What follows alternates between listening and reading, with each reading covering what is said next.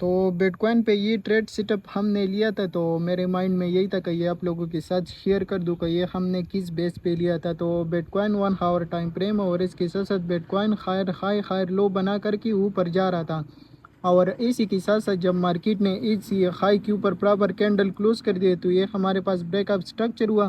Market واپس نیچے آیا، اسی انٹرنل اسٹرکچر کی لو کی پراپر لیکویڈیٹی سویپ کر دیا، اور اسی ڈیمانڈ زون اور اسٹرانگ لو کو ریسپیکٹ دے کر کے مارکیٹ ادھر سے پمپ ہوا۔ تو اسی رینج لو کے رینج میں جیسا آیا تو ہم یہ کنفرم ہوا کہ مارکیٹ اسی لو کو ریسپیکٹ دیا اور ابھی اوپر کی طرف جا رہا ہے، تو ادھر سے ہم نے بائی کیا۔ مڈ رینج ہمارا فرسٹ ٹی پی تھا اور رینج کا ہائی ہمارا سیکنڈ ٹی پی تھا۔ اور باقی اگر میں بیٹ کوائن کے اپڈیٹ کی بات کروں تو بیٹ کوائن مجھے 35,000 اور 35,200 پہ نظر آنے والے کہ ادھر تک بیٹ کوائن جا سکتے ہیں، اور اگر اسی ہائی کے اوپر پراپر کینڈل کلوز کر دے